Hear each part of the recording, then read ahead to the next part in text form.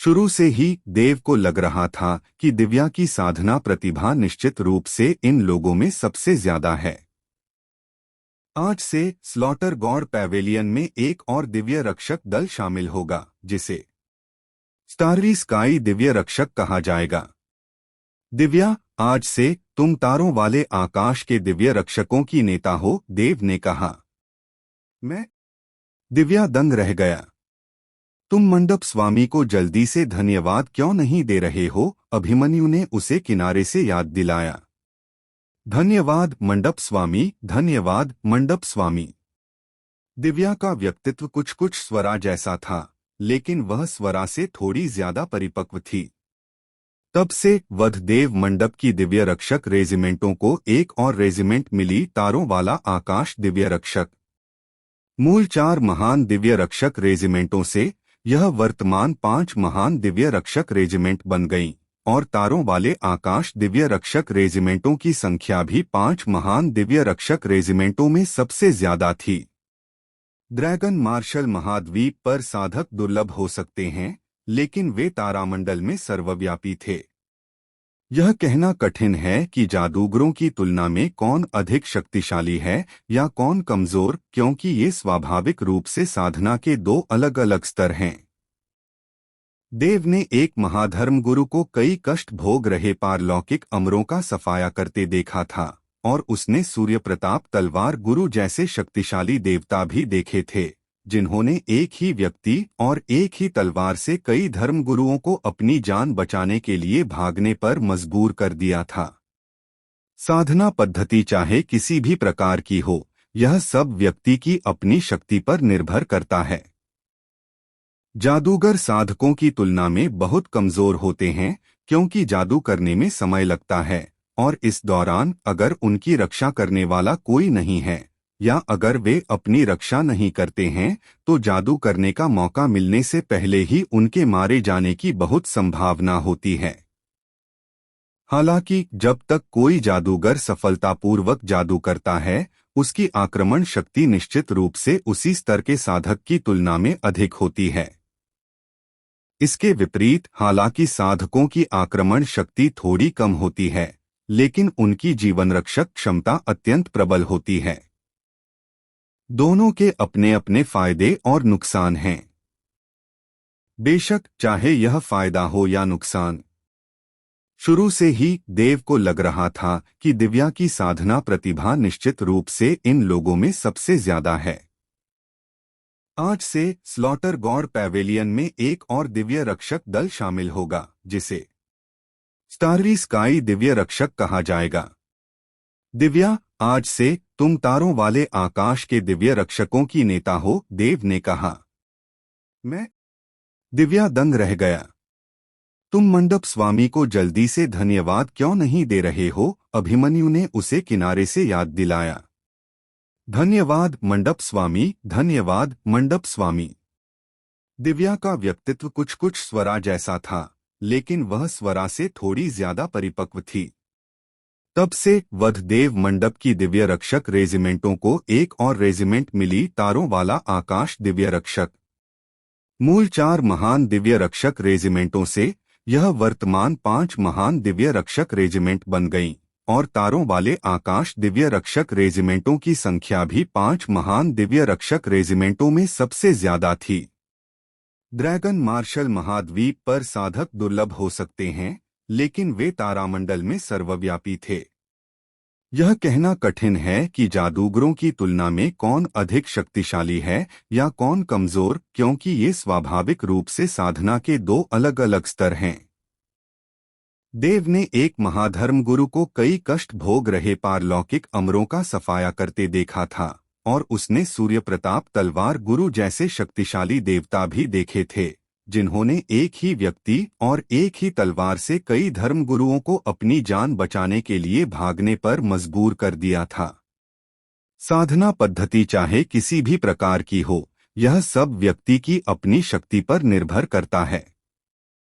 जादूगर साधकों की तुलना में बहुत कमजोर होते हैं, क्योंकि जादू करने में समय लगता है, और इस दौरान अगर उनकी रक्षा करने वाला कोई नहीं है, या अगर वे अपनी रक्षा नहीं करते हैं तो जादू करने का मौका मिलने से पहले ही उनके मारे जाने की बहुत संभावना होती है। हालांकि जब तक कोई जादूगर सफलतापूर्वक जादू करता है, उसकी आक्रमण शक्ति निश्चित रूप से उसी स्तर के साधक की तुलना में अधिक होती है। इसके विपरीत, हालांकि साधकों की आक्रमण शक्ति थोड़ी कम होती है, लेकिन उनकी जीवन रक्षक क्षमता अत्यंत प्रबल होती है।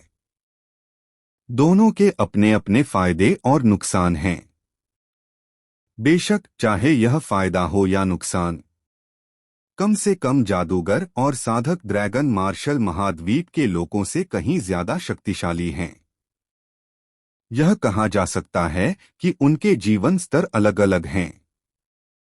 स्टार डोमेन में निम्न स्तरीय स्टार डोमेन, मध्यवर्ती स्टार डोमेन और उन्नत स्टार डोमेन की तरह जादूगर और साधक जहां रहते हैं, वे सभी उन्नत स्टार डोमेन में हैं, जबकि ड्रैगन मार्शल महाद्वीप निम्न स्तरीय स्टार डोमेन का सबसे कमजोर परित्यक्त ग्रह है।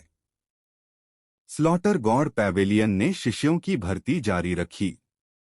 शुरुआत में देव ने इतने सारे शिष्यों की भर्ती करने की योजना नहीं बनाई थी, न ही उसने इतने सारे लोगों के नामांकन की उम्मीद की थी, लेकिन अब स्लॉटर गॉड पैवेलियन में शामिल होने के इच्छुक लोगों की भारी संख्या संतोषजनक थी।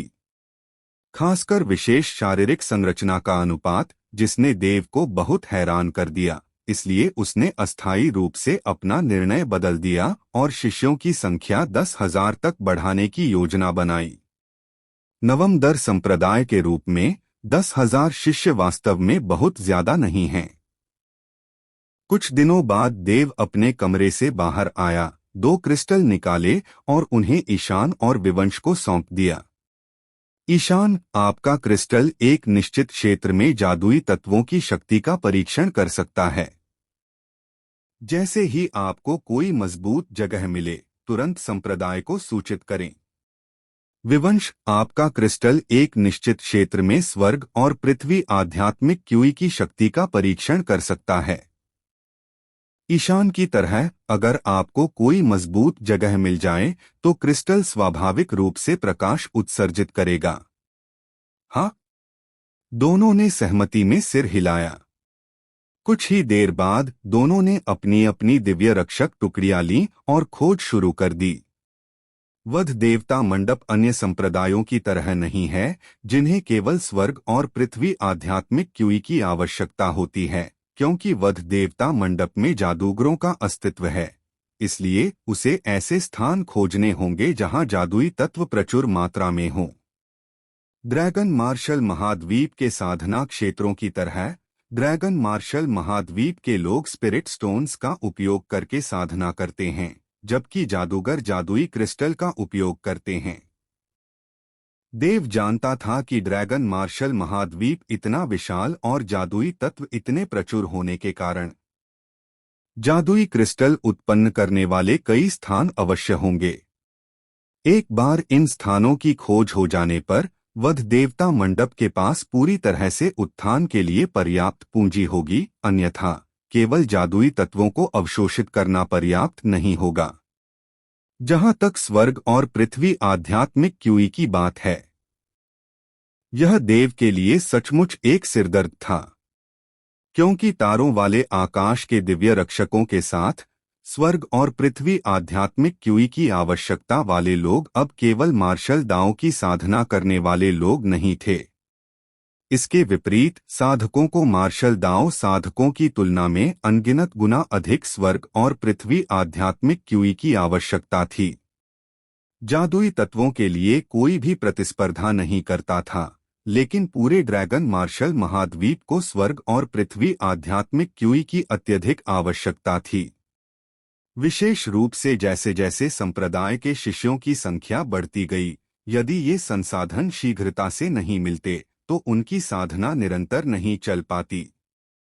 सौभाग्य से रक्त दानव संप्रदाय को नष्ट करने के बाद वध देव मंडप को कुछ स्वर्ण मुद्राएं प्राप्त हुईं। हालांकि वानबाओ मंडप को 5 करोड़ वापस कर दिए गए थे, फिर भी 3 करोड़ से ज्यादा शेष थे, और वे 2 बड़ी खदानें भी थीं जो उन्हें कुछ समय तक जीवित रख सकती थीं।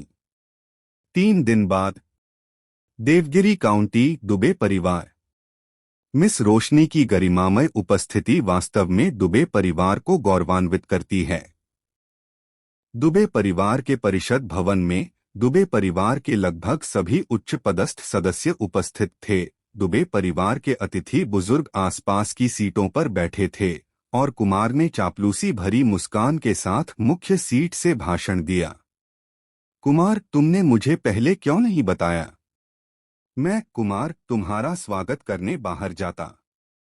कुमार ने हाथ हिलाया और कहा, कोई जल्दी से बढ़िया खाना तैयार कर दे। आज मैं मिस रोशनी का उचित ढंग से स्वागत करना चाहता हूँ। जरूरत नहीं है। रोशनी भावशून्य होकर नीचे खड़ी रही और बोली, मैं आज दुबे परिवार के मुखिया से यह कहने आई हूँ कि वह दुबे परिवार के सभी सदस्यों को तुरंत देवगिरी काउंटी से ले जाए। अब से दुबे उपनाम वाले किसी भी व्यक्ति को देवगिरी काउंटी में रहने की अनुमति नहीं है। क्या? यह सुनकर कुमार समेत सभी के भाव बदल गए। कुमार जानती थी कि रोशनी का आज आना निश्चित रूप से किसी अच्छे काम के लिए नहीं होगा। हालांकि इस समय रोशनी का दर्जा और पद बहुत ऊंचा था। कहा जाता था कि वह पहले ही वध देवता मंडप के नगर ड्रैगन दिव्य रक्षक दल की नेता बन चुकी थी। हालांकि कुमार को यह नहीं पता था कि वध देवता मंडप किस प्रकार की शक्ति है, लेकिन यह जानना पर्याप्त था कि वध देवता मंडप एक नौवीं दर का संप्रदाय था। ये छोटे परिवार किसी भी संप्रदाय को भड़काने का जोखिम नहीं उठा सकते थे।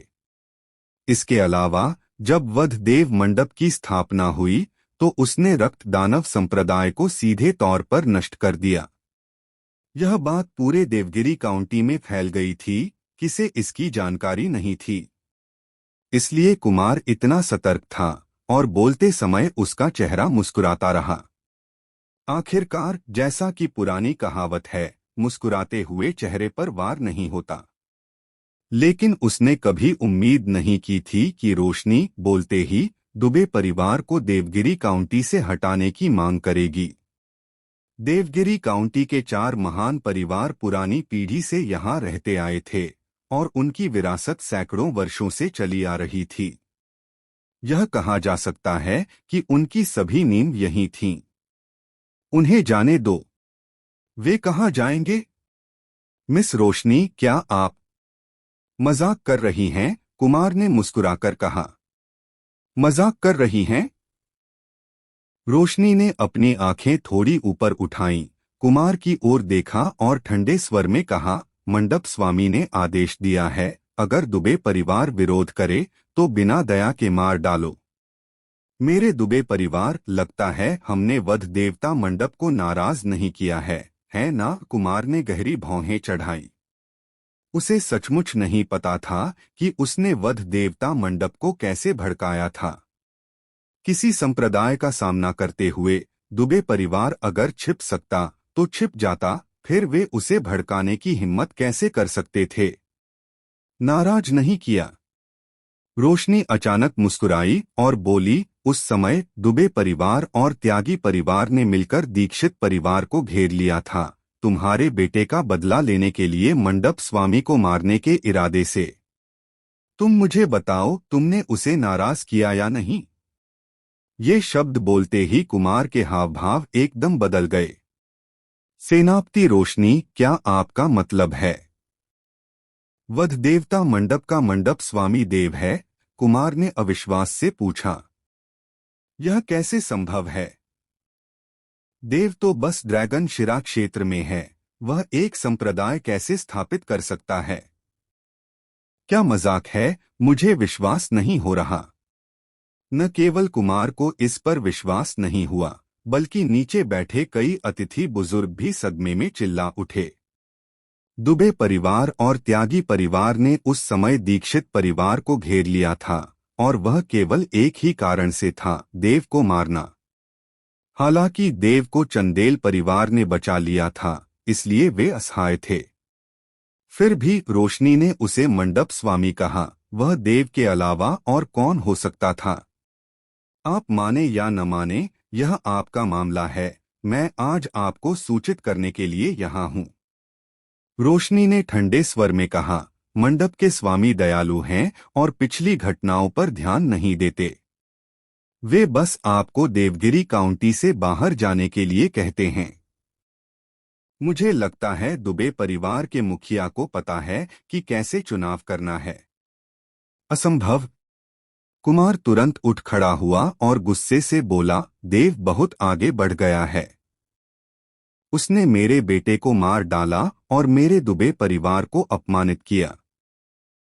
कुमार ने उससे कोई परेशानी मोल भी नहीं ली, फिर भी वह मेरे दुबे परिवार को जाने के लिए कहने की हिम्मत कर रहा है। सपने देखो। दुबे परिवार के मुखिया, अपनी बातों पर ध्यान दो। वध देवता मंडप के स्वामी ऐसे व्यक्ति नहीं हैं जिनका तुम अपमान कर सको। रोशनी की आंखों में ठंडक और बढ़ गई। कुमार ने दांत पीस लिए। अपने बेटे की मौत के लिए उसकी नफरत असहनीय थी और उसे यह बात गहराई से याद थी। वह देव का पता लगाकर उसे चुपके से मार डालने के लिए एक मौके की तलाश में था। किसने सोचा होगा कि कुछ ही महीनों में देव ने चुपचाप एक 9वें दर्जे का संप्रदाय स्थापित कर लिया था। यह एक संप्रदाय था। कुमार को यकीन नहीं हो रहा था कि एक साधारण ड्रैगन शिरा क्षेत्र का साधक कैसे एक संप्रदाय स्थापित कर सकता है। अगर यह सिर्फ एक संप्रदाय की स्थापना होती तो कुमार को इससे कोई डर नहीं होता। हालांकि अपनी शुरुआत से ही वधदेव मंडप ने अत्यंत शक्तिशाली रक्त दानव संप्रदाय का सफाया कर दिया था। कुमार जानता था कि रक्त दानव संप्रदाय कितना अद्भुत है। उस समय जब रक्त दानव संप्रदाय ने शिष्यों की भर्ती की थी, कुमार ने दुबे परिवार के एक वंशज को मूल्यांकन के लिए भी भेजा था, लेकिन वह असफल रहा। फिर भी इतने शक्तिशाली संप्रदाय को वधदेव मंडप ने नष्ट कर दिया और इस वधदेव मंडप का मंडप स्वामी देव था। अब वह बदला कैसे ले सकता था? अगर दुबे परिवार उलट-पुलट भी हो जाए तो क्या उन्हें स्लॉटर गॉड पैवेलियन में घुसने के लिए कोई मिल सकता था? देव को मारना तो दूर, देव की मौजूदा हैसियत और पदवी को देखते हुए वह शायद दिखाई भी नहीं देता। क्या देव सचमुच हमें खत्म कर देगा? कुमार का चेहरा लाल हो गया था और उसके माथे पर नसें उभर आई थीं। पैवेलियन मास्टर तुम्हें खत्म नहीं करना चाहता, बल्कि तुमने खुद ही यह सब अपने ऊपर लादा है। रोशनी ने उदासीनता से कहा, दुबे परिवार के मुखिया, मैं तुम्हें सलाह दूं, अगर तुम्हारे और बच्चे हैं तो उन्हें ज्यादा घमंडी मत बनने दो। हाँ हाँ हाँ हाँ। कुमार आखिरकार जोर से हंसते हुए फूट पड़ा। रोशनी, क्या मुझे? कुमार, अब भी तुम्हारी सीख की जरूरत है। देव ने ही मेरे बेटे को मारा था। ऐसा इसलिए है क्योंकि तुम्हारा बेटा मौत चाहता था, रोशनी ने कहा। बकवास। कुमार ने गाली देते हुए कहा, उस कमीने को कुछ बार बेइज्जत करने के लिए उसे जान से मारने की जरूरत पड़ी। घिनौना, मैंने अपने बेटे का बदला लेने के लिए उसे खुद नहीं मारा था। लगता है दुबे परिवार का मुखिया मानने को तैयार नहीं है। रोशनी के चेहरे पर ठंडक छा गई।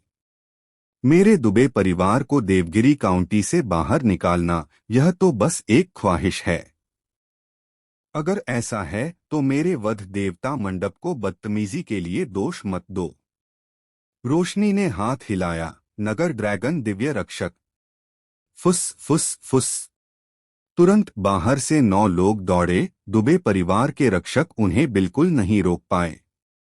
ये 9 लोग, जिनमें रोशनी भी शामिल थी, कुल 10 नगर ड्रैगन दिव्य रक्षक दल के थे। मार डालो। रोशनी के शब्दों में हत्या का इरादा था। क्या तुम सोचते हो कि तुम मेरे दुबे परिवार को नष्ट कर सकते हो? कुमार ने अपनी नजर घुमाई और तुरंत इन लोगों की साधना को पहचान लिया। रोशनी सबसे ऊंचा था, जिसने ड्रैगन रक्त क्षेत्र के शिखर तक साधना की थी। बाकी सभी ड्रैगन रक्त क्षेत्र के अंतिम चरण में थे। उनकी तुलना में दुबे परिवार में कहीं ज्यादा विशेषज्ञ थे। अकेले ड्रैगन आत्मा क्षेत्र के कई साधक थे। जिनमें स्वयं कुमार और कुछ अतिथि बुजुर्ग शामिल थे। ड्रैगन रक्त क्षेत्र की बात करें तो दर्जनों थे। विशेषज्ञों की संख्या कम होने के कारण कुमार को लगा कि वह रोशनी और अन्य लोगों को आसानी से मार सकता है।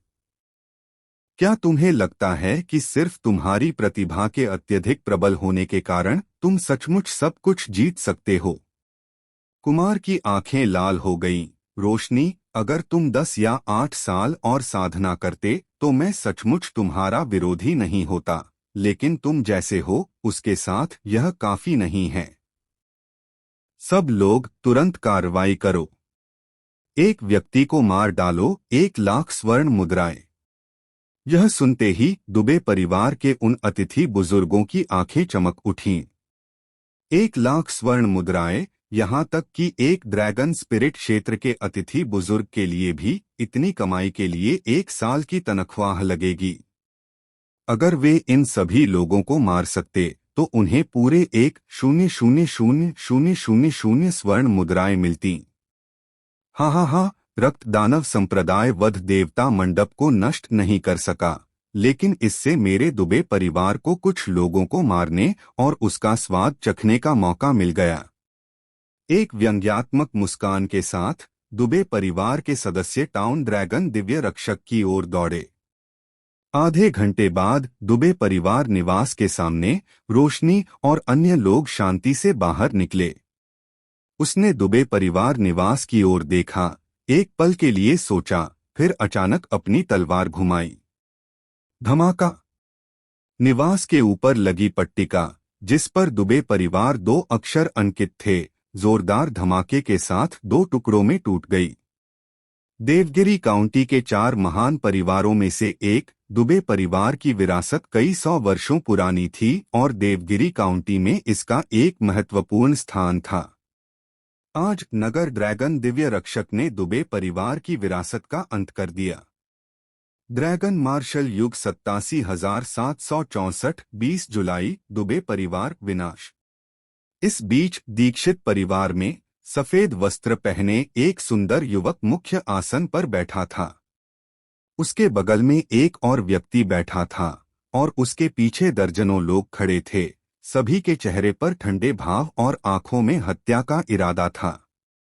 देव, अमरजीत, खैबर और शेखर सभी देव के सामने खड़े थे। अमरजीत और खैबर ने आशंका से देव को देखा। इसके विपरीत शेखर का बूढ़ा चेहरा शांत था, मानो उसे इस दिन के आने का लंबे समय से इंतजार था। अमरजीत, रणवीर देव के पास बैठा अमरजीत को देखते हुए बोला, मैंने उस दिन तुमसे कहा था कि तुम मजे करो, क्योंकि परिवार के मुखिया होने के दिन ज्यादा दिन नहीं टिकते। क्या तुम्हें यह याद है? चौथे भाई, हम सब भाई हैं, इसलिए ऐसी औपचारिकताओं की कोई जरूरत नहीं है। अमरजीत का मुंह फड़क उठा। उसके बगल में बैठे खैबर ने आंखें घुमाईं और देव की तरफ मुस्कुराते हुए कहा, देव, जब से हम कुछ महीने पहले मिले थे तब से तुम्हारा वजन काफी कम हो गया है। इत्तेफाक से तीसरे चाचा ने किसी को देवगिरी काउंटी शहर से कुछ स्थानीय खास चीजें लाने को कहा था। कैसा रहेगा? जरूरत नहीं है। देव ने कुर्सी पर अपनी उंगलियां थपथपाईं और शांति से उन दोनों को देखा। मैंने एक बार कहा था कि जब मैं हान संप्रदाय में शामिल हो जाऊंगा तो मैं तुम सबको घुटने टेकने और पश्चाताप करने पर मजबूर करूंगा। यह सुनकर अमरजीत और खैबर दोनों कांप उठे, उनके चेहरे गंभीर हो गए। देव ने उस समय ऐसा कहा भी था, लेकिन उन्होंने इसे गंभीरता से नहीं लिया, क्योंकि उस समय देव की ड्रैगन नस कट चुकी थी, जिससे वह पूरी तरह से बेकार हो गया था। लेकिन किसने सोचा होगा कि कुछ ही महीनों में देव एक 9वें दर्जे के संप्रदाय का मंडप गुरु बन जाएगा। देव, शेखर ने ऐसे कहा जैसे वह अनगिनत साल बूढ़ा हो गया हो और धीमी आवाज में कहा, तुम्हें दीक्षित परिवार से निकाल दिया गया है और दीक्षित परिवार से तुम्हारा कोई रिश्ता नहीं है, इसलिए उस समय उन्होंने तुम्हें जो करने के लिए मजबूर किया था वह मायने नहीं रखता। क्या तुम यही सोचती हो?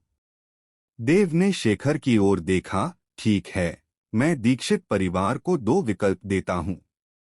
पहला, दीक्षित परिवार का मुखिया और खैबर मेरे सामने घुटने टेकेंगे और पश्चाताप करेंगे। दूसरा, दीक्षित परिवार के सदस्यों को लेकर देवगिरी काउंटी छोड़ दो। जब उसने दीक्षित परिवार का मुखिया कहा तो देव ने जोर से दांत काटे। देवगिरी काउंटी छोड़ दो। शेखर कुछ नहीं बोली, लेकिन अमरजीत और खैबर के हाव भाव एकदम बदल गए। इतने सारे दीक्षित परिवार के जूनियर्स के सामने उन्हें घुटने टेकने और पश्चाताप करने के लिए मजबूर करना बिल्कुल नामुमकिन था। चूंकि यही स्थिति थी, इसलिए उनके पास दूसरा ही विकल्प था। लेकिन दूसरा विकल्प देवगिरी काउंटी छोड़ना था। देव के प्रति अमरजीत की नफरत चरम पर थी।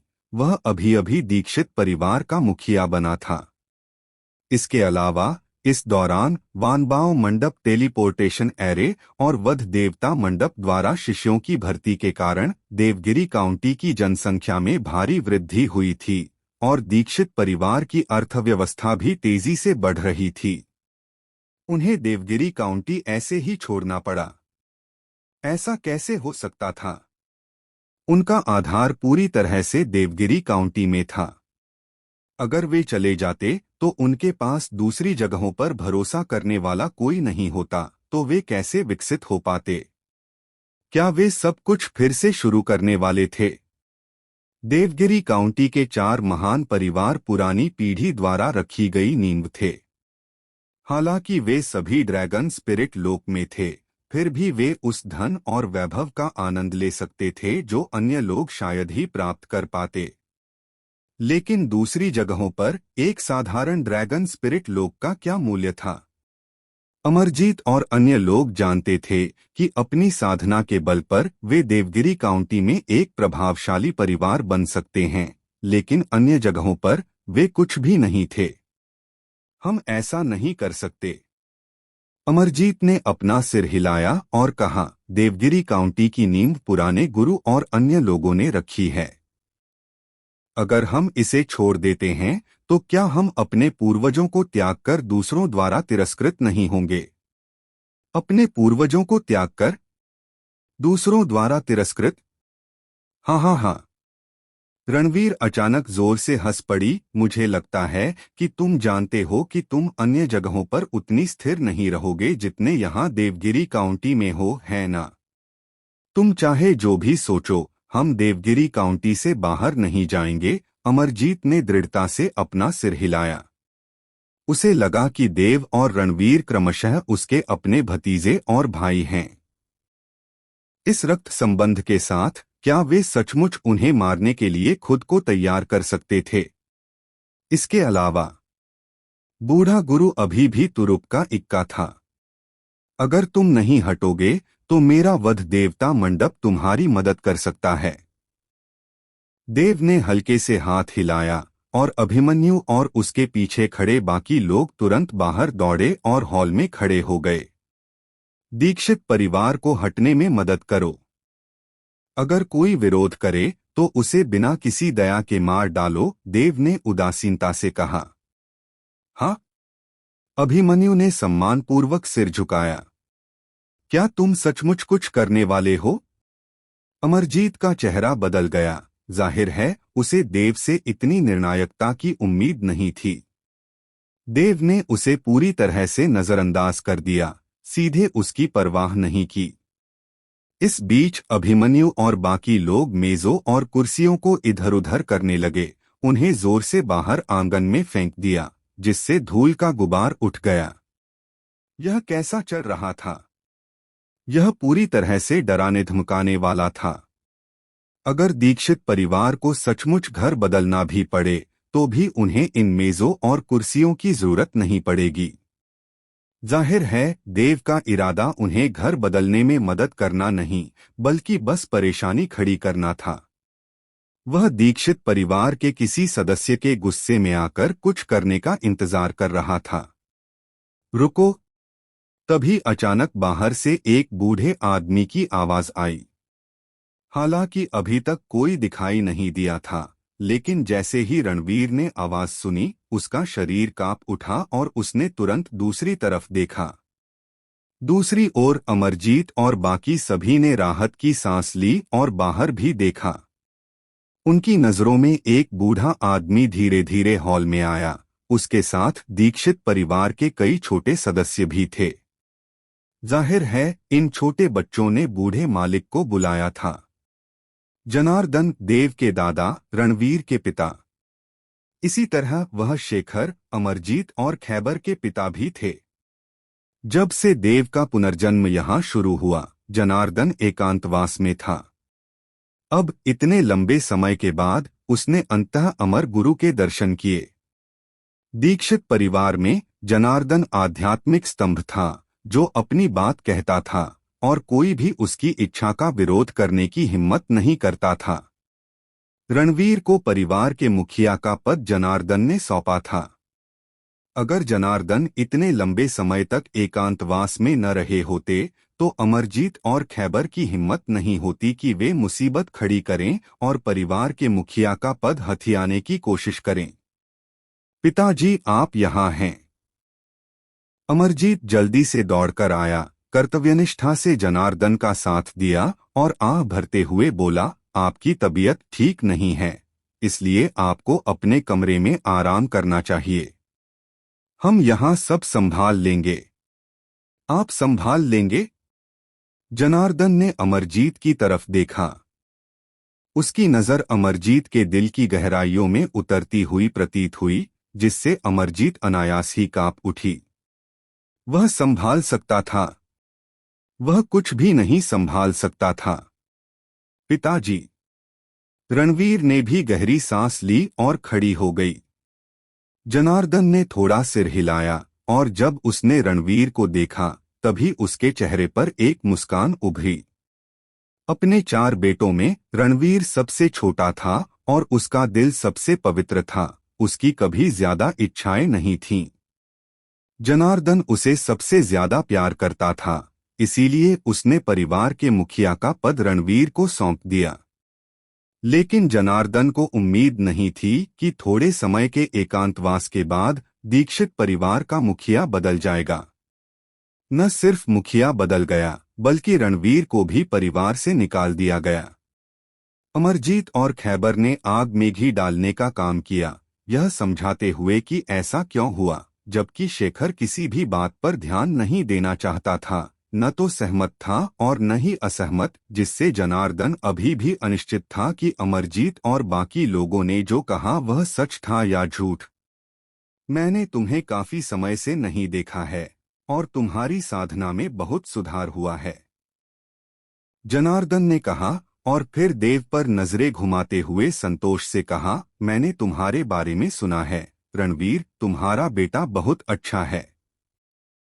रणवीर कुछ नहीं बोला। उसे बहुत समय से उम्मीद थी कि आज वह जनार्दन के सामने खड़ा होगा। रणवीर जानता था कि भले ही उसे भारी शिकायतें झेलनी पड़े और भले ही अमरजीत और खैबर ने बड़ी गलतियां की हों, जनार्दन फिर भी दीक्षित परिवार के नजरिए से ही चीजों पर विचार करेगा।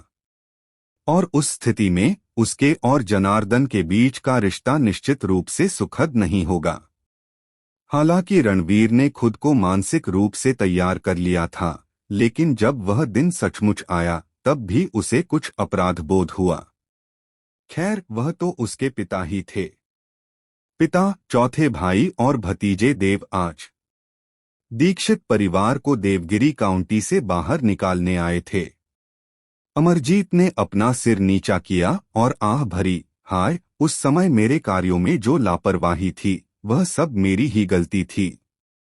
हालांकि भतीजे देव ने दीक्षित परिवार को लगभग फंसा ही दिया था, लेकिन आपके बूढ़े मालिक दीक्षित परिवार में रहते हुए अगर भतीजे देव ने बहुत बड़ी गलती की भी तो मुझे उसे परिवार से बाहर नहीं निकालना चाहिए था। यह सही है। हालांकि देव का हृदय स्वभाव उसकी उत्कृष्ट प्रतिभा के कारण कुछ अस्थिर हो गया था। अगर हमारे दीक्षित परिवार ने उसकी रक्षा की होती तो भविष्य में दीक्षित परिवार से एक महान और शक्तिशाली साधक उभरता। यह अफसोस की बात है कि हमने उस समय गलत निर्णय लिया। खैबर ने यह भी कहा, देव, तीसरे चाचा आपसे माफी मांगते हैं। उस समय सब तीसरे चाचा की गलती थी। कृपया तीसरे चाचा को माफ कर दें। अब से चाहे आप कुछ भी करें, तीसरे चाचा अब हस्तक्षेप नहीं करेंगे। यह सुनकर रणवीर का पहले से ही गंभीर भाव और भी भद्दा हो गया। इस समय भी वे दोनों आग में घी डाल रहे थे, यह दावा करते हुए कि उस समय देव की गलती थी, और अभी भी बूढ़े गुरु के सामने यह दिखावा कर रहे थे कि वे देव से माफी मांगना चाहते हैं। तुम सच में बेशर्म हो। रणवीर ने कुर्सी पर अपना हाथ पटक दिया और गुस्से में आर्मरेस्ट जोर से फट गया। अमरजीत और खैबर दोनों चौंक गए। खैबर ने कहा, चौथे भाई, मैंने जो कुछ भी कहा वह सच है। हम सच्चे दिल से चाहते हैं कि आप दीक्षित परिवार में वापस आ जाएं। मैंने पहले ही माफी मांग ली है, अब आपको और क्या चाहिए? यह कहते हुए खैबर ने फिर से देव की ओर देखा और झुककर देव को गहरा प्रणाम किया। दीक्षित परिवार के शिष्टाचार के अनुसार एक बड़ा भाई अपने छोटे भाई को प्रणाम नहीं कर सकता। लेकिन उस दिन तीसरे चाचा ने जो किया वह सचमुच थोड़ा ज्यादा था, इसलिए मैं आपकी माफी पाने के लिए इस तरीके का इस्तेमाल करना चाहता हूं, देव। फुस। जैसे ही उसके शब्द निकले, देव ने अचानक अपना हाथ उठाया और अपनी उंगलियों को हल्के से हिलाया, और उसकी उंगलियों से तुरंत प्रकाश की दो धाराएं निकलीं। प्रकाश की धाराएं सीधे खैबर के पीछे चली गईं। ड्रैगन स्पिरिट लोक में खैबर की शक्ति के कारण उसके पास बचने का बिल्कुल भी समय नहीं था। धमाका! एक धीमी सी आवाज के साथ प्रकाश की दो धाराएं सीधे खैबर के घुटनों से टकराईं। खैबर का शरीर कांप उठा और वह जमीन पर घुटनों के बल बैठ गया। अगर तुम सच में माफी मांगना चाहते हो तो झुकना क्या होता है? यहाँ घुटने टेकना बेहतर है, तो शायद मैं तुम्हें माफ कर सकूं। देव ने खैबर पर नजर डाली और उदासीनता से बोला, तुम? खैबर ने ऊपर देखा, उसका चेहरा इतना उदास था मानो उससे पानी टपकेगा। वह उठना चाहता था, लेकिन प्रकाश की दो धाराएं उसके घुटनों में समा चुकी थीं, जिससे उसका निचला शरीर पूरी तरह से शक्तिहीन हो गया था, मानो वह अपंग हो। क्या तुम भी माफी मांगना चाहते हो? देव की नजर अमरजीत पर पड़ी। अमरजीत अब बोलने की हिम्मत कैसे कर सकती थी? अगर उसने माफी के और भी झूठे शब्द कहे तो उसे डर था कि वह भी जमीन पर घुटने टेक देगा। क्या अब माफी नहीं मांगना चाहते? देव हल्के से मुस्कुराया, अभी तो तुम मेरी माफी पाने के लिए इतने सच्चे थे, लेकिन अब तुम जरा भी नहीं बोलते। मेरे दूसरे चाचा, तुम्हारे विचार सचमुच अथाह हैं। रणवीर, अपने बेटे पर काबू रखो। जनार्दन ने भौहें चढ़ाई और रणवीर पर चिल्लाया। उसे सबसे ज्यादा शिष्टाचार की कद्र थी। छोटों में अपने बड़ों के लिए कम से कम बुनियादी सम्मान तो होना ही चाहिए। वह देव को सीधे खैबर को इस तरह घुटने टेकने पर मजबूर नहीं कर सकता था। मैं रणवीर बोलना चाहता था, लेकिन देव ने कहा, हमारे पिता और बेटे को पहले ही दीक्षित परिवार से निकाल दिया गया है। तुम क्या हो और तुम्हें मेरे पिता को डांटने का क्या अधिकार है? तुम? जनार्दन तुरंत गुस्सा हो गया।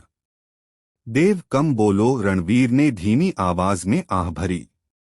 देव ने आंखें सिकोड़ लीं और आखिरकार वह फिर नहीं बोला।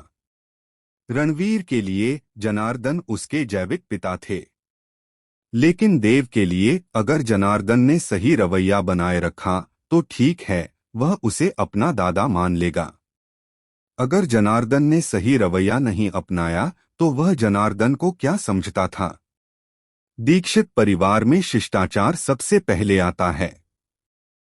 अगर वे गलत भी हों तो भी देव एक जूनियर होने के नाते उन पर हाथ नहीं उठा सकता। जनार्दन ने फिर ठंडी सांस ली।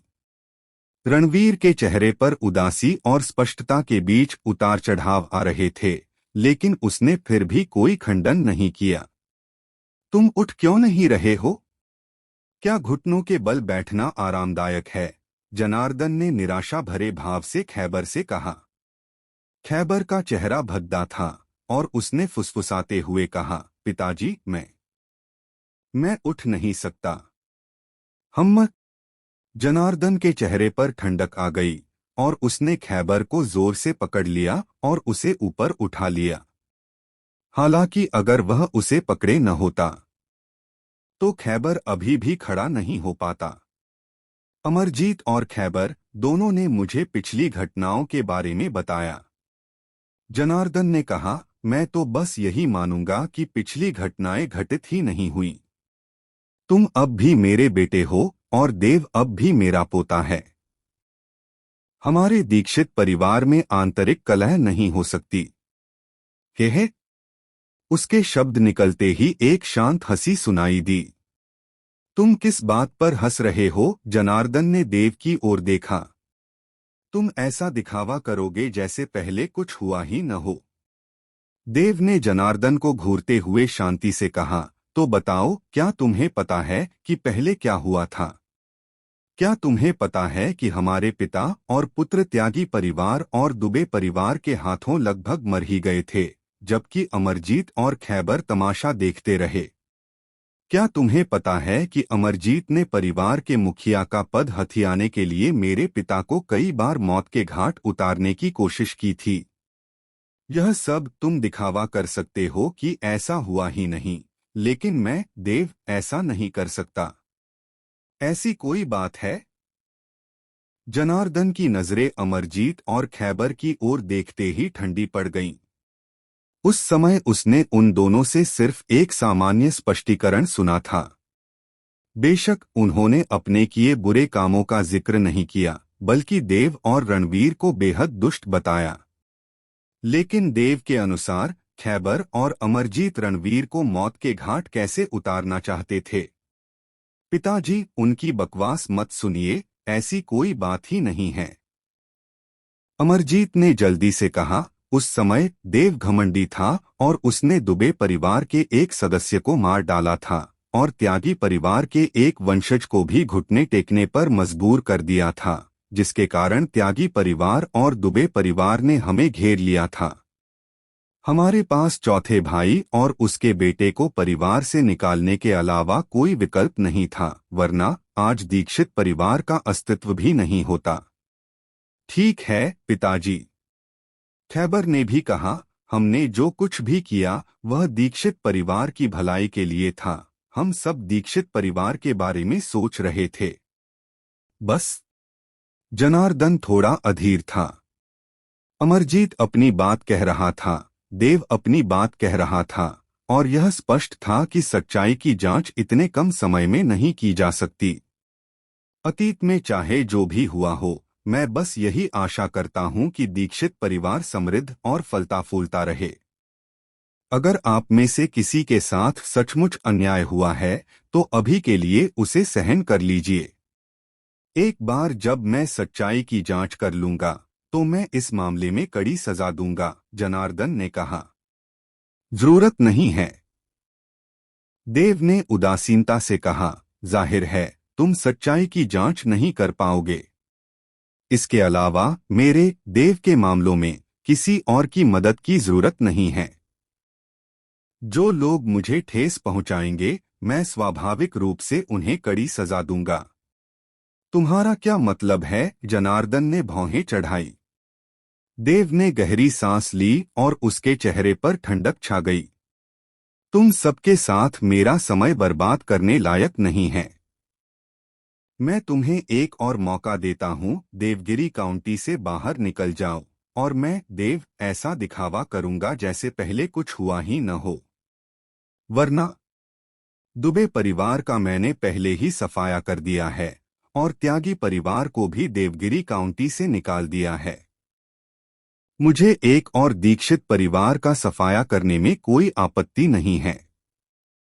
देव के बोलते ही पूरे हॉल का माहौल थोड़ा शांत हो गया। दुबे परिवार का नाश हो गया और त्यागी परिवार को भी देवगिरी काउंटी से निकाल दिया गया। तर्कसंगत रूप से यह एक बड़ा हंगामा होना चाहिए था, तो दीक्षित परिवार में से किसी ने इसकी सूचना क्यों नहीं दी? तभी बाहर से लोगों का एक समूह अंदर आया और सभी ने मुड़कर देखा तो पता चला कि यह रोशनी और बाकी लोग थे। मिस रोशनी, क्या आप? अमरजीत तुरंत वहां आ गए। उनके मन में रोशनी का दर्जा अब भी देव से कहीं ऊंचा था। हालांकि देव अब एक 9वें दर्जे के संप्रदाय गुरु बन गए थे, रोशनी आखिरकार हान संप्रदाय के संप्रदाय गुरु के निजी शिष्य थे। हान संप्रदाय के संप्रदाय गुरु एक 8वें दर्जे के संप्रदाय गुरु थे, जिनकी तुलना 9वें दर्जे के संप्रदाय से बिल्कुल नहीं की जा सकती।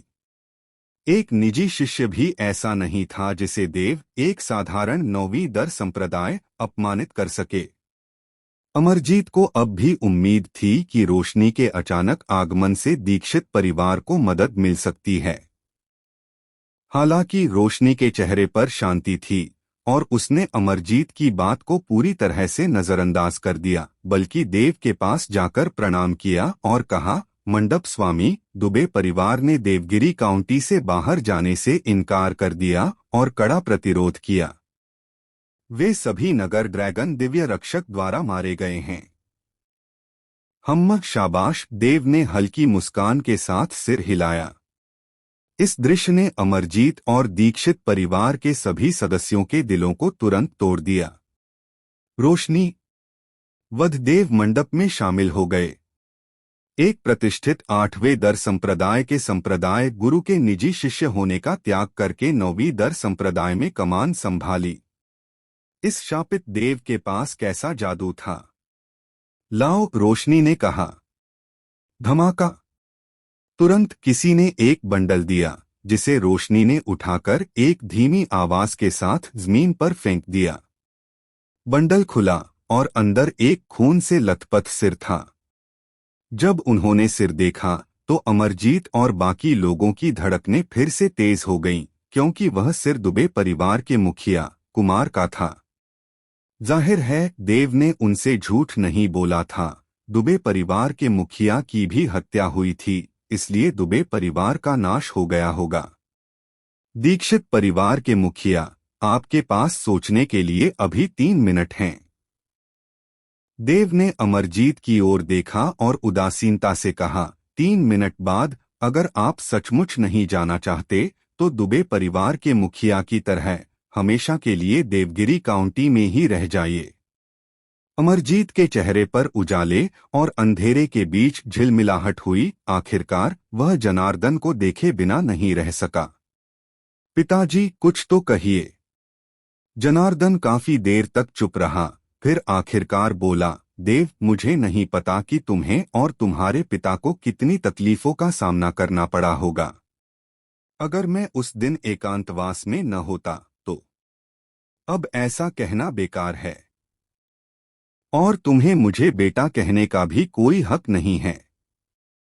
देव ने उसे बीच में ही टोक दिया, मैं कोई बेकार की बकवास नहीं सुनना चाहता। मुझे बस एक जवाब चाहिए, तुम जा रहे हो या नहीं? अगर रणवीर का चेहरा न होता तो देव यहां उनके साथ शब्दों का दुरुपयोग बिल्कुल नहीं करता। अमरजीत और खैबर पागल हो गए थे। परिवार के मुखिया का पद हथियाने के लिए रणवीर को मौत के घाट उतारने की पूरी कोशिश कर रहे थे। लेकिन रणवीर के दिल में, चाहे वह उनसे कितनी भी नफरत क्यों न करता हो, उसे अब भी लगता था कि अमरजीत और खैबर उसके सगे भाई हैं और उसकी तरह उन सभी में दीक्षित परिवार का वंश बहता है। आखिरकार रणवीर उन्हें मारना नहीं चाहता था और वध देवता मंडप के विकास के साथ उन्हें मारना या न मारना अब महत्वपूर्ण नहीं रहा। ऐसा इसलिए नहीं था क्योंकि रणवीर कमजोर था, बल्कि अपने स्वाभाविक स्वभाव के कारण वह पुराने रिश्तों को संजोता था। इसके अलावा अमरजीत और खैबर के अलावा जनार्दन भी था। जनार्दन रणवीर के पिता थे और उस समय उनका सबसे प्रिय, उनका सबसे छोटा बेटा रणवीर था। लेकिन रणवीर को निराशा इस बात से हुई कि जनार्दन लगभग 10 दिनों से एकांतवास से बाहर था, फिर भी वह अमरजीत और खैबर की एकतरफा बातों पर ही यकीन करता था। उसने कभी रणवीर से यह पूछने की कोशिश नहीं की कि उस समय क्या हुआ था, बल्कि अमरजीत को आराम से परिवार का मुखिया बने रहने दिया। क्या इससे यह साबित नहीं हो गया कि आज के जनार्दन को अब रणवीर की उतनी परवाह नहीं रही जितनी पहले थी? रणवीर। जनार्दन ने रणवीर की ओर देखा और कहा, आखिरकार तुम और अमरजीत भाई हो। उन्होंने उस समय गलतियां की थीं, लेकिन वे गलतियां उस हद तक नहीं पहुंची हैं कि दीक्षित परिवार को देवगिरी काउंटी से हटा दिया जाए। क्या तुम सहमत नहीं हो? पूरा दीक्षित परिवार पुरानी पीढ़ी ने बड़ी मुश्किल से बनाया है। भले ही तुम अमरजीत और बाकियों पर विचार न करो, तुम्हें पुरानी पीढ़ी पर विचार करना चाहिए। बकवास। रणवीर के कुछ बोलने से पहले ही देव ने कहा, तुम्हें क्या पता? अगर उस समय चंदेल परिवार आगे न आता तो शायद मेरे पिता और मैं दुबे परिवार और त्यागी परिवार के हाथों पहले ही मर चुके होते। अगर सच में ऐसा होता तो क्या तुम अब भी यहाँ आराम से सांसारिक धनदौलत और सम्मान का आनंद ले रहे होते, और मेरे पिता और मैं यूं ही मर जाते? जनार्दन चुप हो गया, मानो वह पल भर में दशकों बूढ़ा हो गया हो। उसने कभी सोचा भी नहीं था कि एकांतवास का एक पल पूरे दीक्षित परिवार को डगमगा देगा। ठीक है, हम चलते हैं। काफी देर बाद जनार्दन फिर बोला, पिताजी। यह सुनकर अमरजीत और खैबर अनिच्छा से जनार्दन को देखे बिना नहीं रह सके। अगली बार जब मैं देवगिरी काउंटी आऊंगा, अगर मुझे दीक्षित परिवार का कोई भी सदस्य फिर से दिखाई दिया तो मैं उसे बेरहमी से मार डालूंगा। देव खड़ा हुआ और धीरे धीरे चला गया। उसके पीछे अभिमन्यु, रोशनी और बाकी लोग भी थे। रणवीर भी बाहर चला गया। जनार्दन के पास से गुजरते हुए उसके कदम थोड़े रुके, लेकिन अंत में उसने कुछ नहीं कहा, आह भरी और सिर हिलाते हुए चला गया। रणवीर। जनार्दन ने अचानक कहा, बहू को ढूंढो। रणवीर का शरीर जोर से कांप उठा। देव को दीक्षित परिवार के स्थानांतरण की परवाह नहीं थी। वह जानता था कि दीक्षित परिवार में उसके आदेशों की अवहेलना करने की हिम्मत नहीं है, और अगर उन्होंने ऐसा किया तो वह फिर कभी दया नहीं दिखाएगा। दीक्षित परिवार को छोड़ने के बाद देव और बाकी लोग चंदेल परिवार के पास पहुंचे और टेलीपोर्टेशन एरे का उपयोग करके वध देवता मंडप के संप्रदाय मुख्यालय जाने का इरादा किया। जब वे चंदेल परिवार के पास पहुंचे तो उन्होंने देखा कि ईशान टेलीपोर्टेशन एरे के सामने बेचैनी से खड़ा है और गरम तवे पर चींटी की तरह इधर-उधर घूम रहा है। क्या हुआ? देव ने भौहें चढ़ाई। मंडप स्वामी, आप आखिरकार आ ही गए। देव को देखते ही ईशान जल्दी से उनके पास गया और दांत पीसते हुए बोला, सच्चा योद्धा संप्रदाय ने पहले ही अपनी चाल चल दी है, लेकिन उन्होंने व्यक्तिगत रूप से कोई कार्रवाई नहीं की।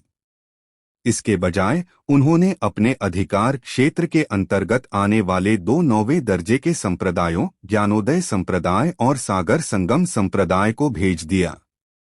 इसमें कोई बकवास नहीं थी। जो लोग वध देवता मंडप में शामिल होने के लिए कतार में खड़े थे, उनमें से ज्यादातर उनके द्वारा मारे जा चुके हैं। क्या? कमीने, सच्चा योद्धा संप्रदाय सचमुच घृणित है। वे मेरे वध देवता मंडप पर हमला करने की हिम्मत नहीं करते, इसलिए वे उन निहत्थे लोगों को मार रहे हैं। यह सुनकर वध देव मंडप के सभी लोग क्रोधित हो गए। सच्चा योद्धा संप्रदाय की योजना निश्चित रूप से अच्छी है। देव की आंखें सिकुड़ गईं। स्पष्ट रूप से सच्चा योद्धा संप्रदाय पूरे देवगिरी काउंटी शहर को डराना चाहता था और वध देव मंडप के शिष्यों की संख्या कम करना चाहता था। एक बार यह बात फैल गई तो कौन वध देव मंडप में शामिल होने की हिम्मत करेगा? संप्रदाय में वापस जाओ। देव टेलीपोर्टेशन एरे में प्रवेश कर गया। वध देवता मंडप संप्रदाय निवास।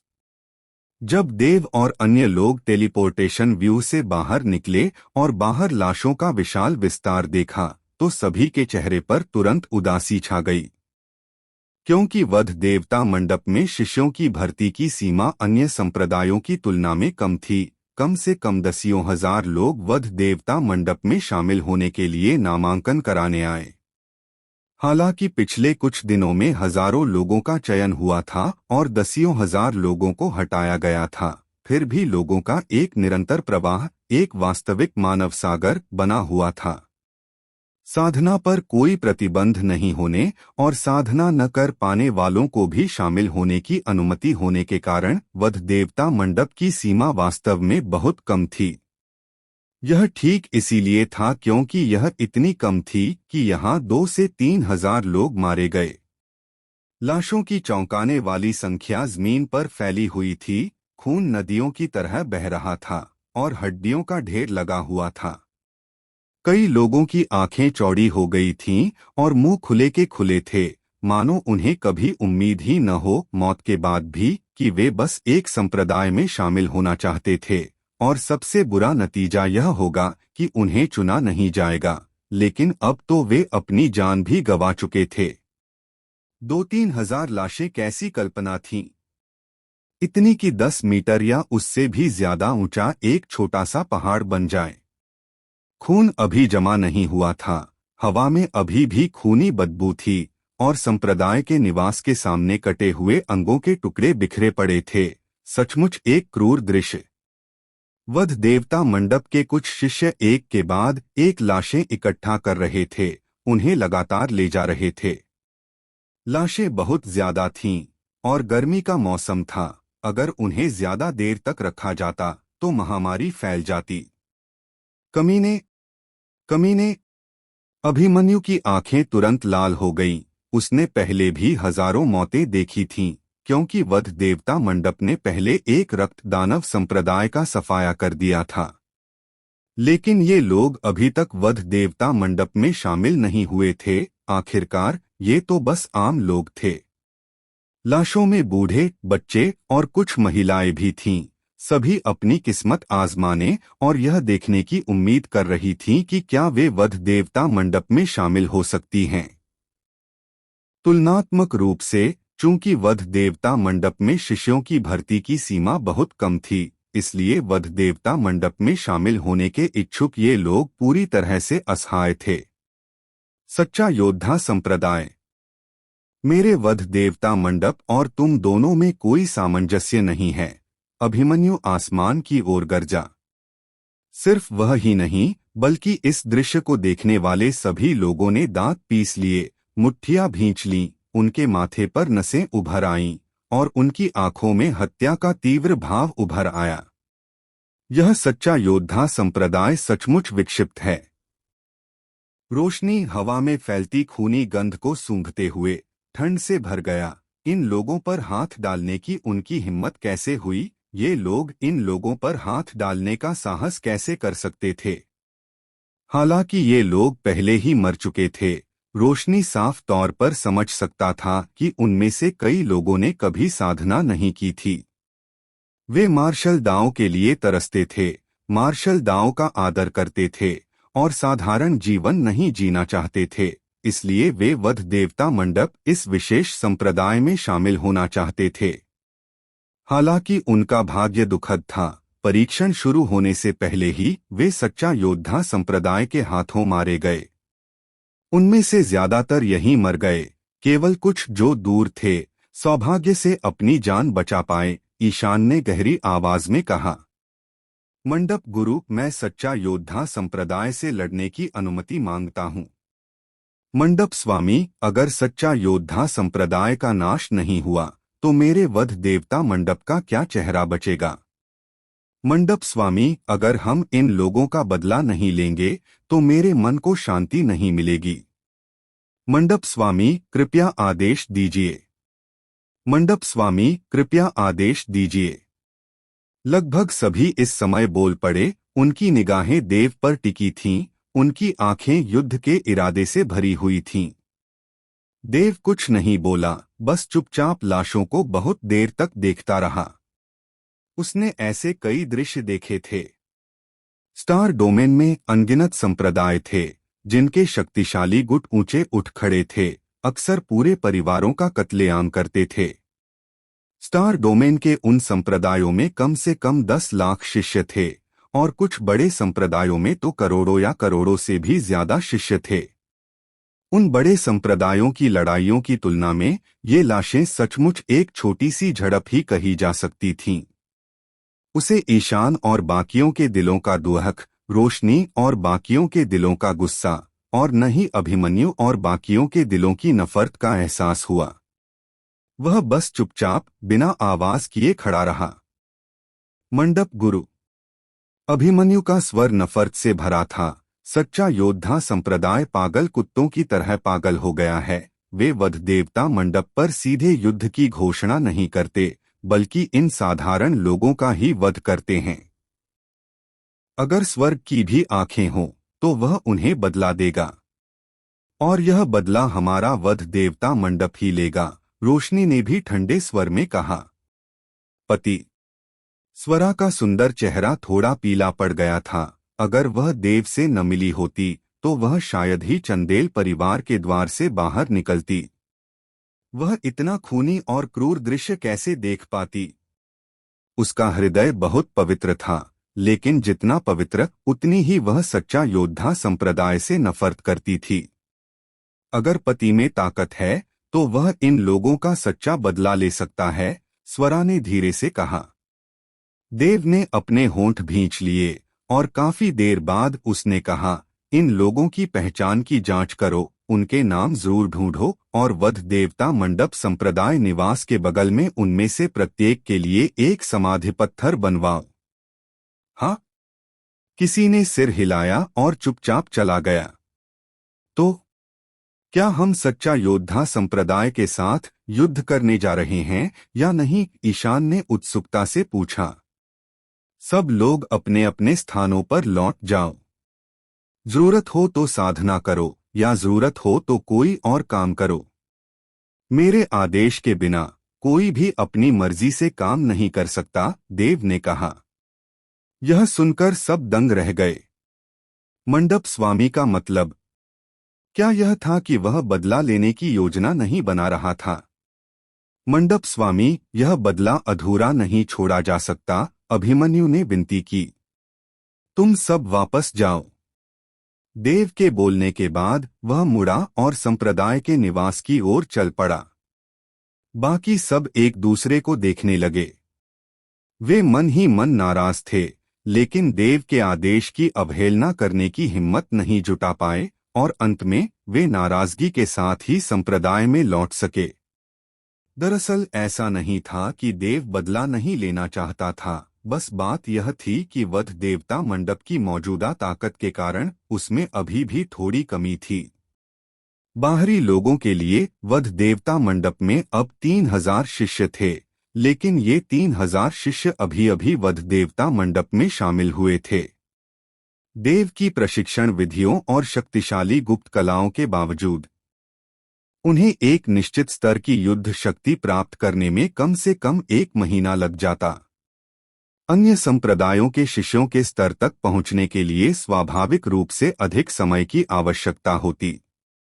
देव ने सच्चा योद्धा संप्रदाय के साथ युद्ध करने का साहस इसलिए किया क्योंकि उसके पास जादुई चालक स्पंद तोपें थीं, लेकिन उस समय वध देवता मंडप में केवल 3 ऐसी स्पंद तोपें थीं जो स्पष्ट रूप से पर्याप्त नहीं थीं। इसके अलावा एक बार युद्ध शुरू होने पर यदि दुश्मन करीब आ जाता तो इन जादुई चालक स्पंद तोपों की शक्ति बहुत कम हो जाती या यहाँ तक कि बेकार हो जाती। देव वध देवता मंडप के लोगों के लिए युद्ध देवता कवच के एक सेट को परिष्कृत करना चाहता था। इस युद्ध देवता कवच का कोई पद नहीं था, यह देव के पिछले जन्म में उसके वध देव रक्षक का विशिष्ट कवच था। पूरे संत क्षेत्र में केवल वध देव रक्षक के पास ही यह कवच था। निःसंदेह ड्रैगन मार्शल महाद्वीप में इतनी दुर्लभ सामग्रियां नहीं थीं, इसलिए देव स्वाभाविक रूप से अगली सबसे अच्छी चीज चुनता और निम्न श्रेणी के संस्करण को परिष्कृत करता। लेकिन फिर भी इसमें अभी भी समय लगेगा।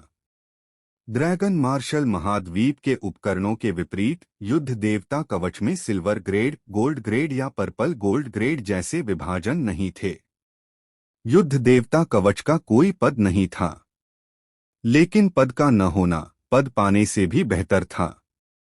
अपने पिछले जन्म में देव द्वारा परिष्कृत युद्ध देवता कवच वध देवता रक्षक की शक्ति को 10 गुना बढ़ा सकता था।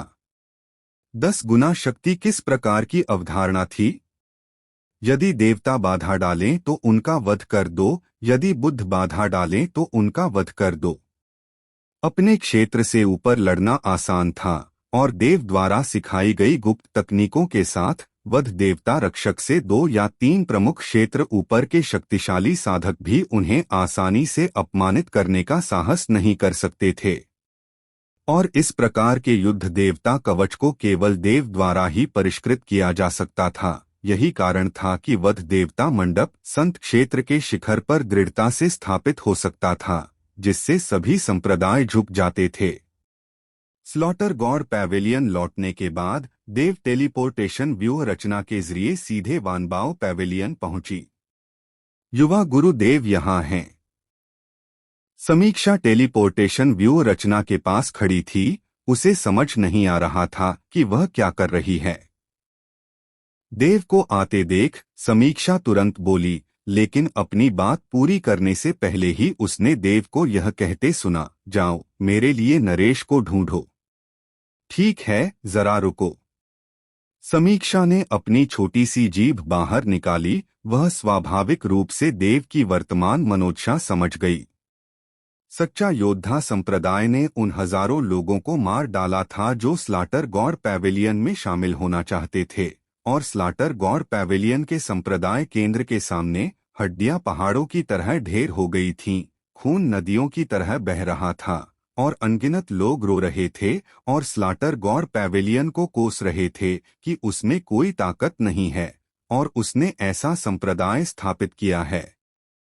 यह मामला पहले ही देवगिरी काउंटी में फैल चुका था और जल्द ही पूरे देवगिरी काउंटी शहर में फैल जाएगा।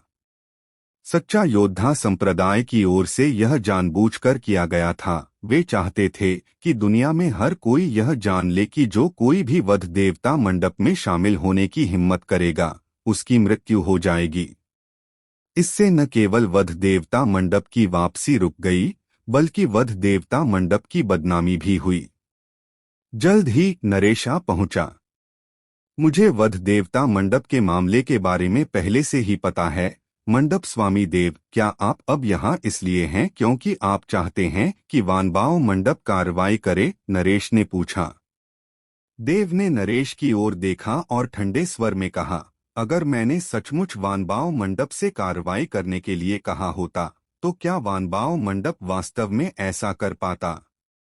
यह नरेश ने एक कठिन भाव दिखाया। एक व्यवसाय के रूप में वानबाओ मंडप बिना लाभ के बिल्कुल भी कुछ नहीं करता।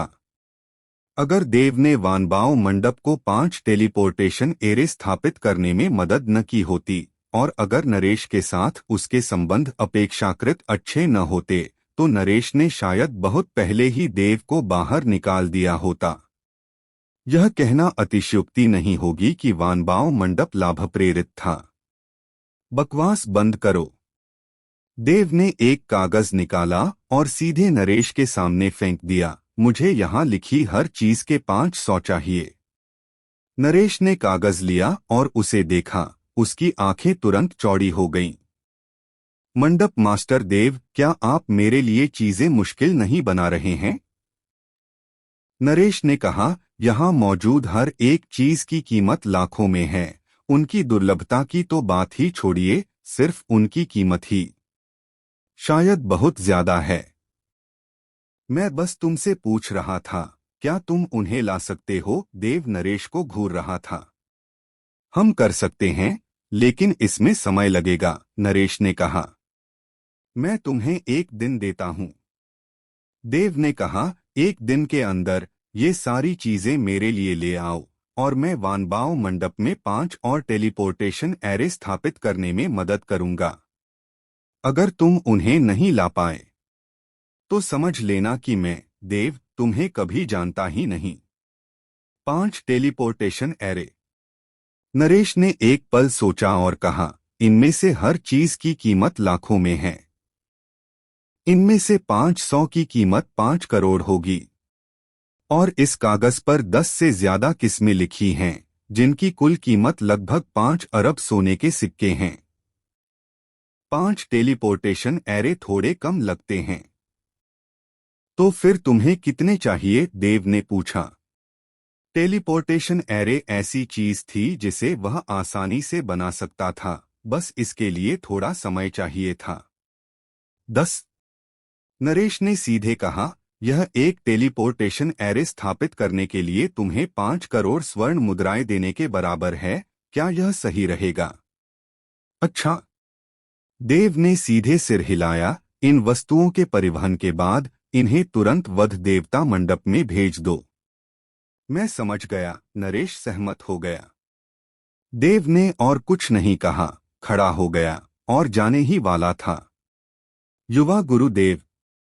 तभी समीक्षा ने अचानक कहा। समीक्षा जानता है कि युवा गुरुदेव नाराज हैं, लेकिन समीक्षा फिर भी युवा गुरुदेव को सलाह देना चाहता है। सच्चा योद्धा संप्रदाय एक पुराना 8वीं श्रेणी का संप्रदाय है। इसकी ताकत बहुत जबरदस्त है। रक्त दानव संप्रदाय से बिल्कुल भी तुलना नहीं की जा सकती। चाहे उन्होंने युवा गुरुदेव को नाराज करने के लिए कुछ भी किया हो, कृपया अभी इसे सहन करें। वध देव मंडप की वर्तमान ताकत के साथ यह सच्चा योद्धा संप्रदाय के सामने बिल्कुल भी नहीं है। तुम्हें लगता है कि वध देव मंडप उनका मुकाबला नहीं कर सकता? देव ने समीक्षा की ओर देखा।